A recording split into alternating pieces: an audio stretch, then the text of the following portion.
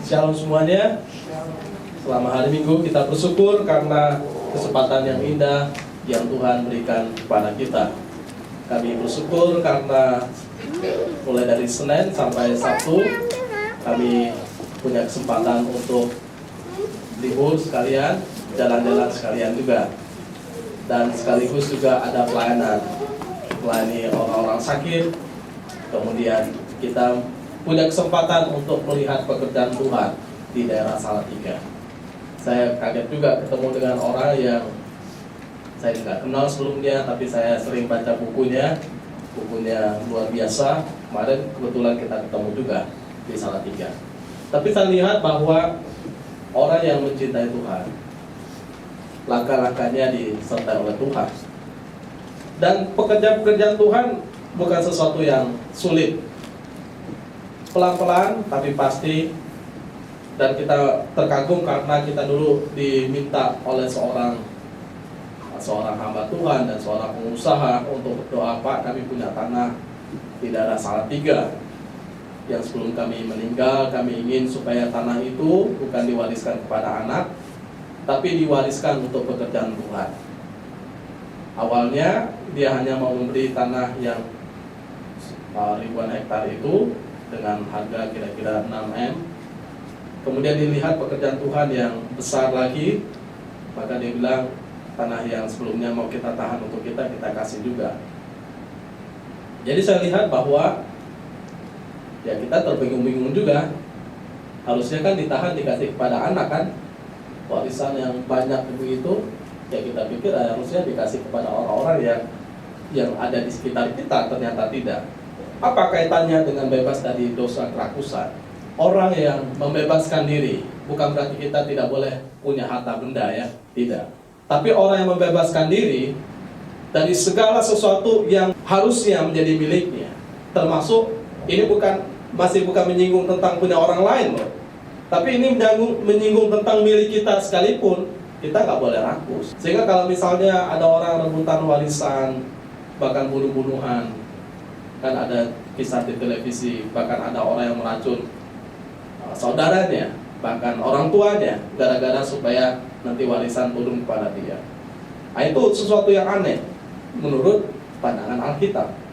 Tapi kalau kita lihat dalam konteks dunia ini, hari-hari ini kita lihat bahwa dunia menunjukkan euforia, kegembiraan yang berlebihan terhadap makanan, minuman, bahkan terhadap materi-materi. Sehingga sebetulnya dia butuh enggak. Tapi supaya soal menunjukkan bahwa dia mampu, bisa melakukan semuanya itu. Bahkan kan sekarang ajang, kalau orang punya YouTube ya, sebagai YouTuber, mempertontonkan kepada orang, dia makan kepiting, dia makan ayam besar-besar sampai kadang-kadang limpah ya. Ya memang itu sisi lain konten, tapi sisi lain hati-hati, bisa juga terpleset pada kerakusan yang lama-lama dia menuju kepada kalau nggak terjadi begini, maka saya nggak akan puas. Sehingga kita perlu bebas dari dosa kerakusan.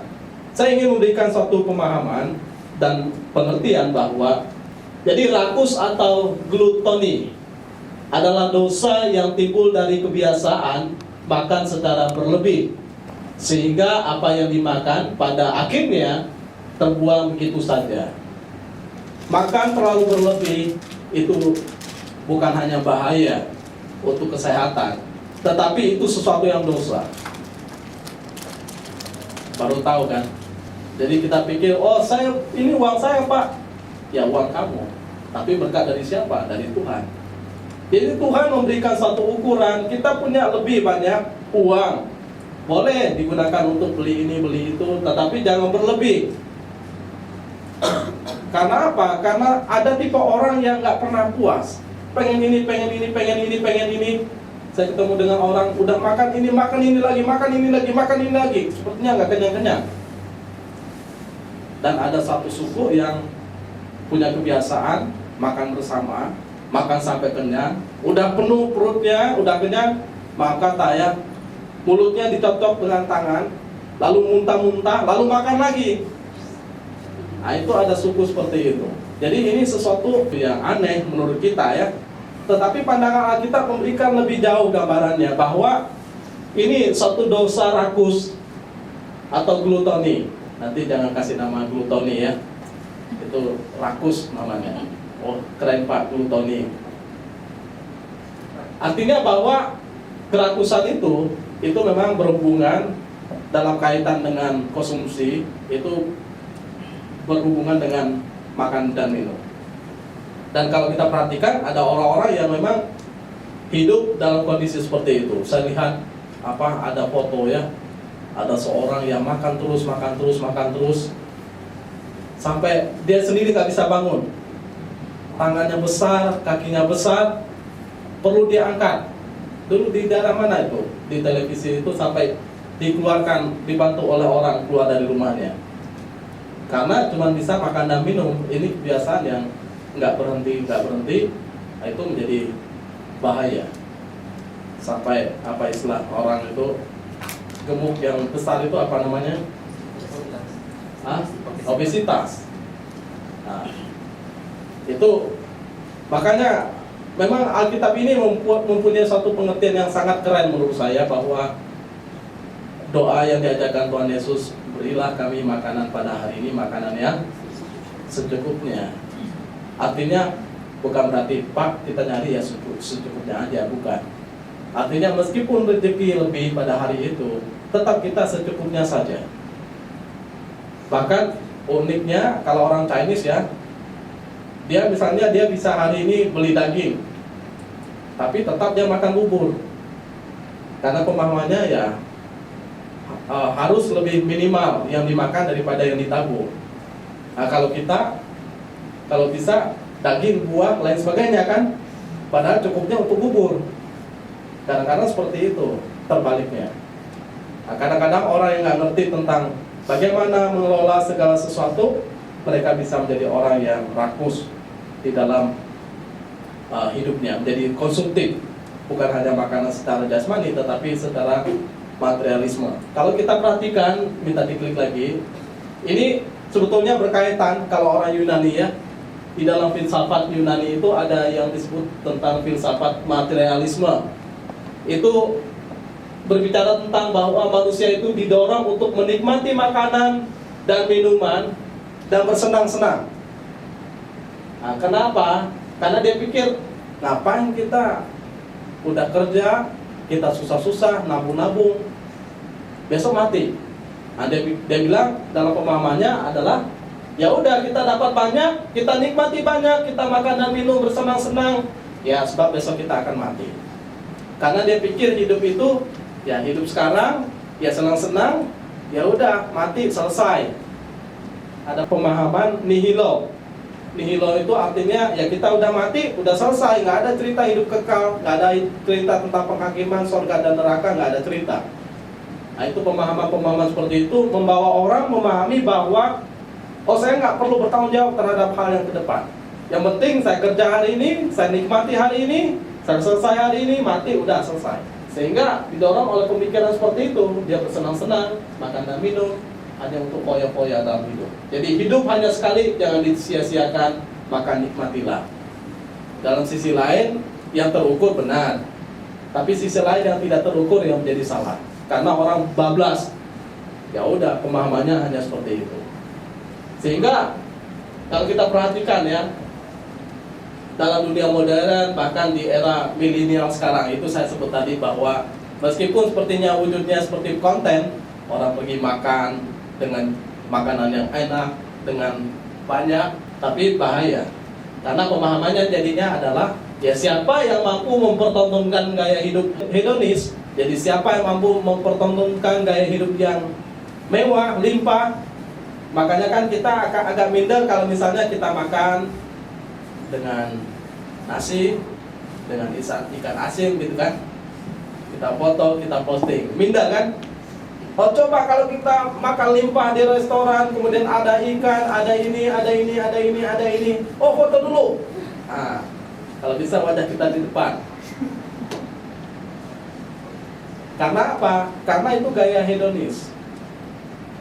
Sisi lain kesenangan, tapi sisi lain kalau itu menjadi sesuatu yang memang harus kita lakukan menjadi ukuran yang harus ada seperti itu, ya mungkin kita belum ada di sana ya, tapi banyak orang yang kemudian sudah ada di sana di era sekarang.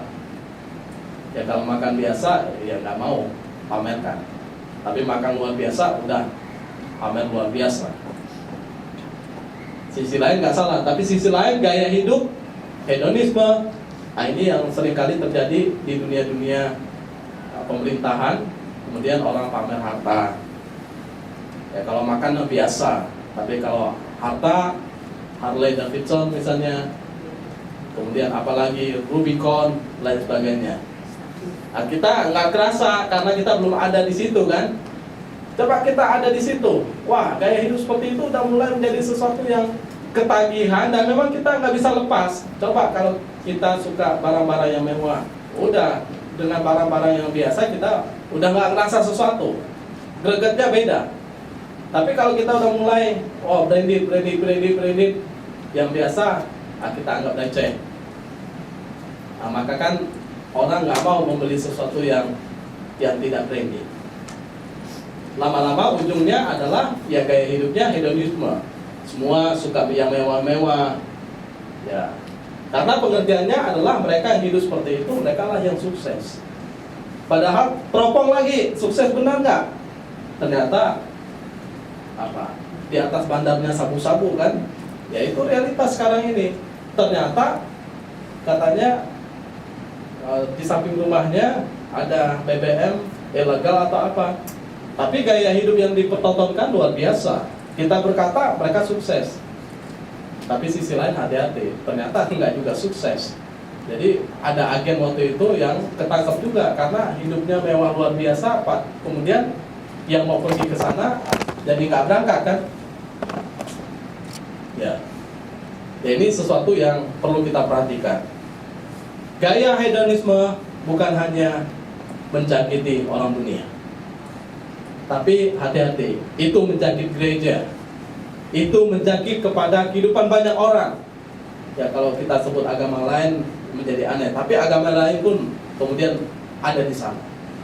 Sama seperti gereja, ya bisa saja hidupnya kemudian menjadi hidup yang hedonisme. Maka kita terukur saja. Ya saya pikir mau tambah lampu, tapi saya pikir juga wah nanti jangan-jangan sampai kita terpleset, kemudian kita lari jauh ke arah yang lain. Karena spiritnya adalah bagaimana kita hidup memuliakan Tuhan, mempunyai relasi dengan sesama, orang boleh mengerti tentang kehendak Tuhan melalui firman Tuhan yang disampaikan dan mengerjakan misi. Karena memang di gereja kita dua hal yang kita mau kerjakan: memberitakan firman Tuhan, sumbernya dari Alkitab, dan memberitakan Injil supaya orang bertobat datang kepada Tuhan. Dan memang dua hal ini yang dikerjakan oleh Tuhan Yesus kan. Dia memberitakan Injil, kemudian dia menyampaikan kebenaran dari firman Tuhan. Nah, coba kita perhatikan seorang manusia dikatakan rakus. Tidak ada kategorinya, bahwa dalam pemahaman Yunani ternyata makan sebelum waktunya, misalnya belum pagi atau belum siang, belum malam, mungkin takaran seperti itu ya. Sebelum waktunya makan, dia sudah duluan makan, itu bisa dikatakan menurut pemahaman itu prae propere. Ya, itu artinya orang itu makan sebelum waktunya. Jadi maunya duluan. Atau kalau kita dulu ya, kalau kita di kampung dulu ya, makannya maunya yang paling gede, potongannya paling gede, paling banyak. Nah itu orangnya udah kelihatan nih jenisnya, udah jenis yang rakus. Kemudian yang kedua, mengkonsumsi makanan yang harganya sangat mahal. Dia nggak mau yang lontong-lontong di pinggir jalan, dia nggak mau yang tempe tahu, dia maunya yang jenis ya udah kelas restoran. Padahal sekarang restoran kan PPN-nya 11% kan? Apa 12? Kita bayar makan, kita bayar lagi PPN-nya. Padahal di bawah-bawah kaki 5 itu enggak kita bayar. Jadi masa apa kita beli tahu misalnya, penjualnya bilang Pak PPN-nya 11%. lama-lama kita makan di rumah kan. Tapi yang pasti bahwa ada tipe orang yang kita ajak makan biasa nggak mau. Tapi kalau saya sendiri, saya berpikir ya mau mahal, mau enggak, yang penting rasanya. Ya. Tapi kalau mahal, kalau ditraktir mau. Tapi kalau rasanya tepat, sesuai harga, kita masih oke. Nah, tapi kalau cuma beli brandednya aja, ya maaf kata banyak kopi-kopi kan brandednya doang. Padahal kopi kapal api pun enak juga. Nah, kita bikin sendiri, kita minum, ya udah nggak ketahuan, kasih di tumbler tumbler yang ya seperti ini, ya udah kelihatan berharga kan. Ya, artinya nggak harus kita yang branded, yang penting sehat, kita kebutuhan jasmani tercukupi dan tidak mengganggu perekonomian kita terlalu berat. Jangan sampai udah beli mahal, wah pulangnya kita mau makan apa ya? Nah, jadi kita harus mengukur semuanya. 4, makan dengan hasrat yang sangat besar. Nggak berhenti, pengen lagi, ada nggak? Ya hati-hati ya. Kalau hasratnya terlalu besar, ya mungkin kita bermasalah. Nafsu berlebihan bermasalah. Tapi kalau nggak nafsu sama sekali juga bermasalah. Ya. Maka kita harus membuat kondisi kita, tubuh kita itu wajar ya, wajar. Maksud saya makan secukupnya, tapi jangan sampai nggak makan juga, karena itu nggak wajar. Nah, arahkan tubuh kita, nafsu kita itu kepada hal yang wajar saja. Ya, karena saya perhatikan orang yang di lantai 20 pun mereka sama seperti kita makan bakso, mungkin kelasnya beda sedikit dari kita. Dulu ya, waktu SMP kita pikir orang kaya itu kan makannya beda dengan kita. Ya maaf kata, kalau di Kalimantan itu kan orang buang kotorannya kan di jamban kan, di jamban mengapung gitu loh. Nah, kita penasaran, kita orang miskin kan makan nasi kan, dan lain-lain, sayur lain-lain. Kita pikir ini kalau orang kaya lebih tenggelam ya daripada kita gitu loh. Ya kita lihat yang ngapung juga. Ya dengan kata lain apa? Mau dia kaya, kemudian dia miskin sama aja kok. Masuk ke dalam sini diproses, dia keluar juga jadi kotoran kan? Ya. Tenggelam dan timbul itu jenis makanannya apa ya? Jadi tenggelam. Ya, maksud saya menggambarkan bahwa ya kadang-kadang kita pikir mereka wah makan lebih daripada kita, makan ini, limpah dan sebagainya. Enggak juga, mereka lebih terukur juga. Malah saya ketemu dengan orang yang saya sebut tadi, dia hibahkan tanahnya yang hampir harganya yang sebelahnya udah pasti 6M, yang sebelahnya lagi 1M. Makanannya biasa, sop, lain sebagainya. Kita kaget juga. Tapi bagusnya dia adalah dia menyimpan, dia makan secukupnya, bahkan lebihnya dia serahkan untuk suatu pekerjaan Tuhan. Ini menarik sekali. Agak langka menemukan orang seperti itu. Maka kalau kita dapat berkat lebih, pikirkan. Jangan cuma untuk kita. Boleh kita menikmati, tapi jangan sampai habis-habisan. Jangan sampai berpikir, ini usaha saya, ya harusnya saya menikmati sepenuhnya. Enggak juga. Harusnya kita berbagi. Makan secara cepat karena tidak mau kalah dari yang lain. Ada orang yang rebutan ya, cepet makan. Bahkan ada yang nggak dikunyah dulu, langsung ditelan. Jadi dari cara makan kelihatan orang itu rakus apa tidak. Maka kita juga perlu hati-hati dalam etika makan pun bisa kelihatan sebetulnya. Nah sehingga ada orang juga makan secara liar, maaf kata seperti binatang ya. Jadi apa saja, dia nggak tahu ini sehat apa tidak, apa saja dimakan. Bahkan dalam konten kalau kita lihat di YouTube ya, ada agak-agak botak rambutnya, dia bikin makanan dari jenis-jenis yang menurut kita nggak biasa. Kemarin saya lihat dia dari arang dicampur tepung, dia adon, digoreng, dimakan. Ya satu sisi memang konten, tapi kemungkinan saja ada orang-orang yang seperti itu makan secara liar, yang dia nggak tahu itu sehat apa tidak. Memang harus diukur ya.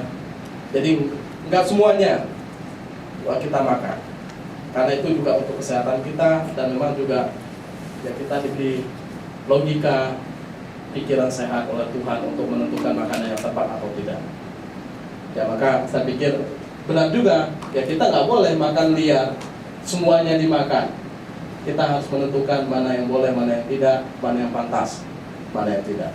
Kalau kita perhatikan, ini kalimat yang sangat bagus, bahwa bahaya manusia yang dikuasai kerakusan. Selain berhubungan dengan makan, kerakusan juga bisa dikaitkan dengan keinginan yang berlebihan untuk mendapatkan uang, barang atau benda yang kadang-kadang beredit, mewah, kekuasaan, kekayaan, termasuk juga jabatan ya. Ini menjelang pemilu ini, kehidupan yang tidak pernah merasa puas, ingin lagi, ingin lagi, ingin lagi, ingin lagi, ingin lagi. Kapan kita puas? Gak pernah puas, ya kan? Udah jadi wakil presiden, mau jadi presiden, ya kan? Udah jadi presiden, mau menjadi jadi nggak pernah puas, ukurannya nggak pernah puas. Itulah orang rakus. Dulu kan kita rasa ini cukup ya, itu cukup, ini cukup, itu cukup. Ditambahkan lagi pasti ngerasa nggak cukup, maunya seperti ini. Sehingga hati-hati kalau kita suka membandingkan diri dengan orang lain, maupun terhadap teman, maupun terhadap tetangga.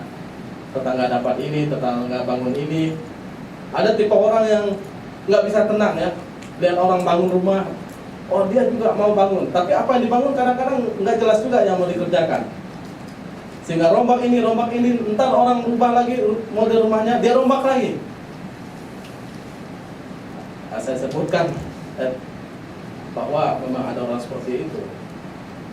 Ya, kami berada di sekitar orang juga seperti itu. Jadi ada tipe orang nggak tenang karena membandingkan. Jadi nggak ada suatu perasaan cukup, puas, ucapan syukur. Maka ya manusia yang diperbudak oleh kerakusan akan menghalalkan segala cara untuk mendapatkan harta, kekayaan, termasuk juga jabatan, bahkan dia menghargai harta kekayaan lebih daripada manusia, bahkan lebih daripada Tuhan itu sendiri.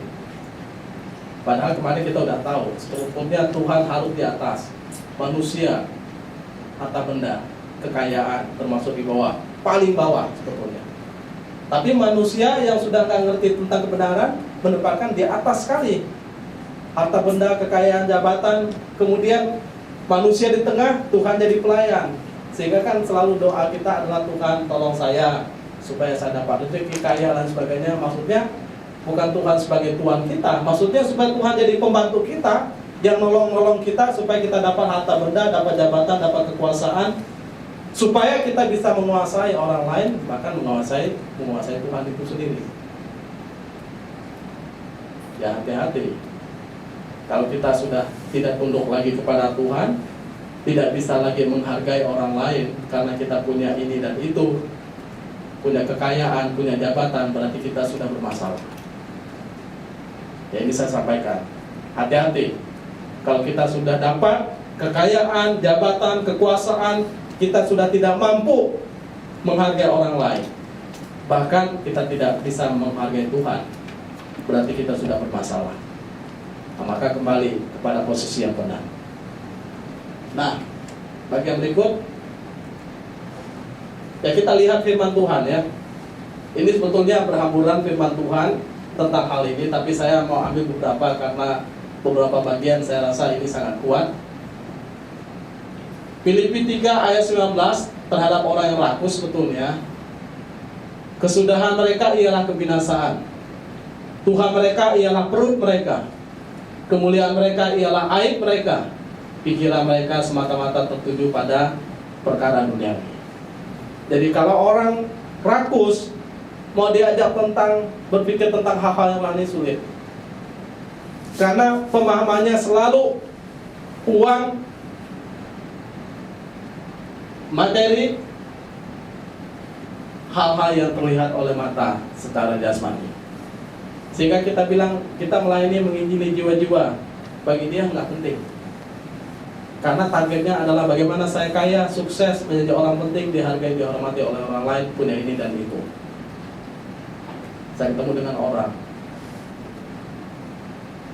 saya ngomong tentang pelayanan.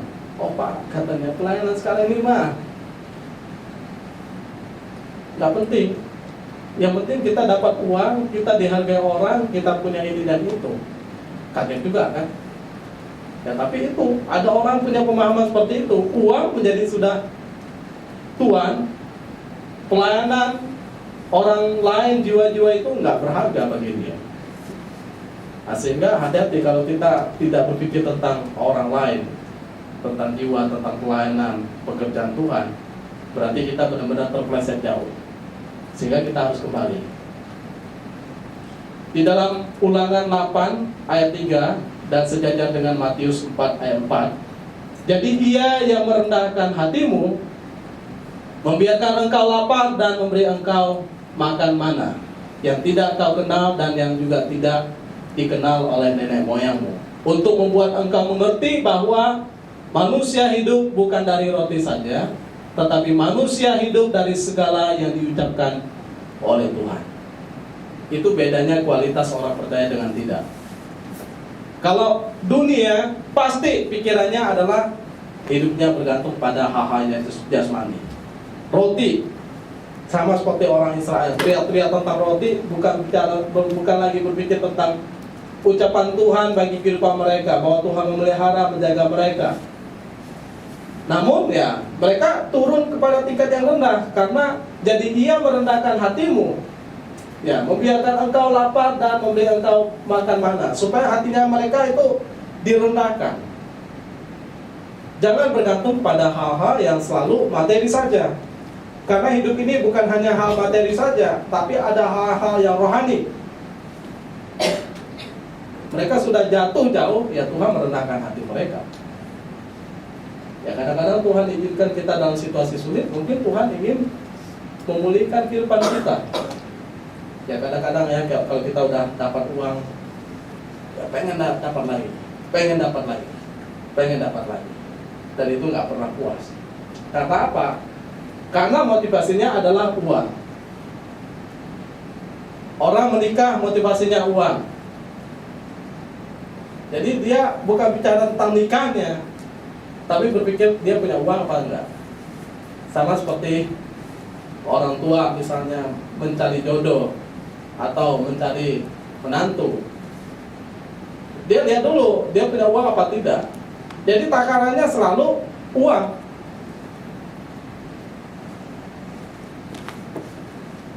Orang menikah, orang berteman, kadang-kadang lihat temannya punya uang apa tidak. Ya kalau udah nggak punya uang, nggak ditinggalkan. Sehingga ada orang yang motivasinya adalah mau punya teman. Tapi teman yang gede gimana? Yang kelas kakap, ya dia harus keluar uang.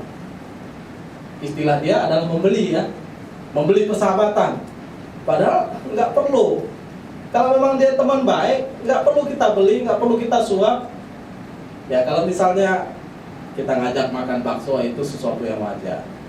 Kita ngajak minum kopi, sesuatu yang wajar. Tapi kalau ikatannya adalah, oh kita harus mengeluarkan uang, membeli dia, dalam tanda kutip, menjadi teman kita, supaya kita dapat teman yang lebih besar lagi.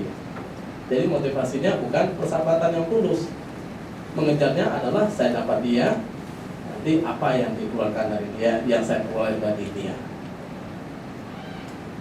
Ya maka kita nggak boleh semua motif uang terhadap Tuhan sekalipun, dalam pelayanan sekalipun. Karena banyak hal yang lebih indah yang tidak bisa diukur dengan uang saja. Alkitab berkata dalam Roma, ini sejajar juga ya, 1 Korintus 10 ayat 31 dan Roma 14 6-8. Nanti bisa baca. Jika engkau makan atau jika engkau minum, atau jika engkau melakukan sesuatu yang lain, lakukanlah semuanya itu untuk kemuliaan Tuhan. Artinya bahwa kita makan, jangan sampai makanan itu menjadi sesuatu yang menghancurkan kita, membuat kita sakit, membuat kita menderita. Makan cabai sepantasnya saja. Jangan sampai perutnya mules. Ada orang yang luar biasa. Dulu saya waktu SMA ya, kebetulan pembimbing rohani orang Manado. Anjingnya 1 ekor, cabainya 1 kilo, ya kepedasan lah. Saya tanya, kenapa dikasih banyak-banyak? Supaya yang makan gak banyak-banyak katanya. Dia potong kecil-kecil. Tapi jago dia masak. Kalau dia masak selalu laris. Orang makan sambil minum air. Udah itu, perutnya bermasalah. Ya maksud saya, jangan sampai kita seperti itu juga. Jadi berikanlah sesuatu yang pantas pada diri kita. Karena apa? Tubuh kita memang secara rohani yaitu milik Tuhan. Tapi secara jasmani kalau kita rawat dengan baik, lebih jauh lagi bisa dipakai untuk pekerjaan Tuhan kan. Jadi Tuhan bisa memakai kita. Maka dikatakan tubuh kita ini bait Allah. Karena disitulah Allah bekerja, mewartakan kebenarannya, kehidupannya melalui kehidupan kita. Jadi kalau kita hidup terukur memuliakan Tuhan, termasuk dalam makan dan minum, termasuk dalam konteks yang Paulus katakan, kalau makan dan minum itu membuat orang menjadi tersandung, ya jangan makan. Misalnya di Jawa Barat, janganlah kita makan anjing misalnya. Kalau dalam konteks banyak orang-orang yang tidak percaya, meskipun kita pengen sekali, janganlah kita makan babi, kan supaya Tuhan dimuliakan. Jadi kita harus menempatkan diri. Ya kalau boleh sembunyi-sembunyi lah. Artinya jangan mempertontonkan bahwa kalau kita ini orang Kristen, kita memang makan ini kok, nggak haram. Ya bagi kita kan semua nggak haram kan. Anjing, babi, yang haram kan berucap anjing, babi, itu haram. Tapi kalau kita makan anjing dan babi itu nggak haram. Tapi akan menjadi haram kalau kita menjadi batu sandungan bagi orang lain. Teman kita udah jelas-jelas nggak makan anjing, nggak makan babi, kita sodorkan supaya dia berdosa karena itu, ya kita yang dianggap bermasalah. Nah, dalam bagian ini saya pikir ini sesuatu yang menarik. Kita klik. Ada 3 hal yang ingin saya sampaikan dalam bagian ini. Kunci untuk bebas dari dosa kerakusan. Yang pertama, kita harus memiliki rasa cukup, puas, dan bersyukur.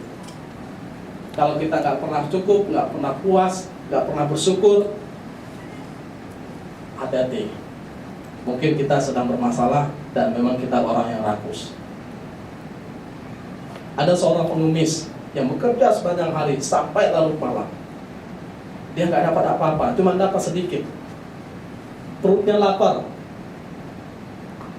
Kemudian dia berkata, Tuhan, kenapa Tuhan jahat sekali, kejam sekali? Saya nggak minta rumah, saya nggak minta mobil, saya nggak minta motor, tapi saya minta supaya saya bisa makan layak. Saya bisa makan pagi, sore, dan malam. Waktu dia sedang ngomong-ngomong seperti itu, dikisahkan tiba-tiba cahaya putih datang. Kamu kan bawa karung, coba kumpulkan batu-batu ini semampunya kamu. Besok waktu kamu bangun, kamu akan bersukacita. Jadi dia kumpulin batu. Udah setengah jam dia kumpulin ya, karena sambil lapar ya. Akhirnya penuh lah dia karung yang dia bawa. Lalu besok pagi dia bangun, dia lihat karung itu. Ternyata kaget dia, emas semua. Dia bersyukur nggak? Coba kalau tahu ini emas semua, saya bawa karung yang lain. Punya teman saya kemarin saya bawa juga. Jadi dia nggak puas, meskipun dia sudah dapat emas sekarung-karung yang lebih daripada permintaan dia. Itu tipe orang yang nggak pernah merasa puas, cukup, dan bersyukur. Padahal harusnya bersyukur banget. Dari tadinya perutnya lapar, lengket ini ya dengan khususnya. Nah, dia udah menderita, sekarang dikasih emas, tinggal dia jual sebatang, bisa makan beberapa kali itu. Apalagi di warung Padang kan. Kemudian kita harus memiliki kerelaan untuk berbagi dan melepaskan. Jadi jangan tiga di kita, tiga punya kita semua. Ya kasihlah tiga untuk orang lain. Karena katanya ada satu cerita, Nabi Muhammad punya 2 bunga, tapi 1 bunga dikasih ke orang lain karena dia merasa nggak pantas mendapatkan 2 itu. Harusnya dia berbagi. Yesus pun mengajarkan kita juga untuk berbagi kan, dari apa yang kita miliki. Berapa yang kita punya? Tuhan nggak menuntut kita lebih daripada kesanggupan kita. Tuhan menuntut apa yang kita punya dituntut untuk diberikan kepadanya dengan sejumlah yang kita punya. Ya dalam ukuran persembahan 10%. Ya meskipun ini pro dan kontra dalam gereja, tapi saya pikir bahwa lebih daripada itu sebetulnya bukan sesuatu yang rugi, karena kita memberi kepada sang pemilik. Karena Tuhanlah sumbernya. Bahkan ada seorang hamba Tuhan berkata, semua milik Tuhan. Ya memang semua milik Tuhan. Ya memang harusnya ya dipersembahkan kepada Tuhan. Tapi Tuhan mau supaya kita belajar, supaya tidak menahan menjadi orang yang rakus bagi diri kita sendiri. Kita bisa berbagi, karena pekerjaan Tuhan itu perlu didukung juga melalui dukungan-dukungan anak-anak Tuhan. Ya kalau bukan anak Tuhan, siapa lagi yang dukung? Ya kan? Masa kita harapkan orang yang tidak percaya? Maka saya lihat orang Kristen sangat elegan, nggak minta-minta di jalan. Mau bangun rumah ibadah, meskipun pelan-pelan, meskipun dihambat-hambat kan, kita dengan tenaga kita sendiri. Nah, ini sesuatu yang elegan. Artinya kitalah yang mendukung. Artinya kitalah yang berbagi kepada orang di sekitar kita. Mau nunggu siapa lagi? Masa kita nunggu orang yang jauh? Sama seperti misalnya, contoh sederhana ya. Saya suka contoh yang sederhana. Misalnya kita potong ayam ya. Masa kita nyuruh tetangga ngasih ayam kepada orang tua kita? Potongan itu. Ya harusnya kita yang motong ayam ini, yang kita ngasih potongan ke orang tua. Kitalah yang berbagi. Masa kita minta orang lain? Syukur-syukur kalau orang lain itu ngasih. Tapi kalau kita bisa lakukan, itu lebih berharga, lebih mulia. Dan melihat pekerjaan Allah yang lebih luas dan besar. Kalau kita nggak sanggup melihat pekerjaan Tuhan, pasti nggak akan keluar satupun, sedikit pun.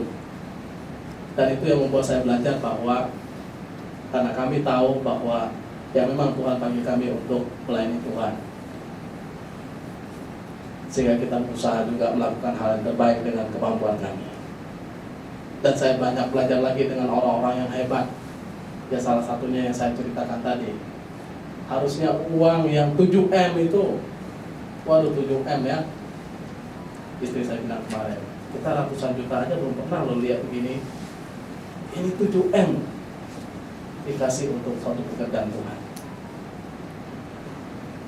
Waktu dia cerita awalnya, saya doa kan, dia minta doa supaya ketemu dengan orang. Kemarin tidak ketemu dengan orang, kemudian dia bilang, Pak kami sudah ketemu dengan orang, kita ke notaris dan sebagainya. Lalu dia minta saya datang, karena ini yang terakhir. Setelah itu saya nggak bisa datang lagi, karena itu sudah diserahkan kepada orang itu. Bapak harus lihat ini, karena Bapak juga sudah doa, Bapak harus lihat. Dan saya lihat, ketemu juga dengan orang yang menerima itu. Awal-awal pas dia cerita itu nggak pusing saya. Tapi entah kenapa pas saya datang ke sana, ditunjukin rumahnya ini dan itu, wah luas sekali, ada kebun ini itu. Saya pun nggak rela rasanya. Saya bukan pemilik loh. Waduh, kenapa dikasih? Harusnya bisa banyak dengan alasan kan? Harusnya bisa dipakai gini. Kalau dia meneruskan melakukan ini dan itu, banyak sekali yang bisa dia lakukan. Itu saya sebagai orang yang bukan punya. Dengan kata lain, kalau orang yang punya itu bisa dengan legowo ya, dengan rela ngasih, itu berarti sesuatu yang luar biasa. Dan memang dia berkata, Pak, saya ingin seperti Musa, meskipun saya nggak masuk tanah Kanaan, tapi saya melihat pekerjaan Tuhan bahwa orang Israel ke Kanaan. Nah, kadang-kadang kita nggak harus kita yang ke sana, tapi kita nolong orang juga berarti kita lihat pekerjaan Tuhan yang besar. Maka misalnya kalau ada hamba Tuhan pergi ke satu daerah tertentu, kita nggak harus ke sana, tapi kita lihat pekerjaan Tuhan melalui hamba Tuhan ini, ya kita kerja melalui mendukung dia, mendoakan dia, memberi semangat pada dia. Nah, itu sesuatu yang besar juga. Jadi bukan hanya di sini, jadi dimanapun orang itu bergerak, mau di gereja, mau di pelayanan sekolah, mau di pelayanan misi, kalau kita tahu itu dari Tuhan, dan kita lihat sama seperti Bapak ini lihat, sama seperti dia melihat Musa yang ke Kanaan, maka kita akan bergerak lakukan yang terbaik. Dan itulah tugas kita. Mari kita berdoa.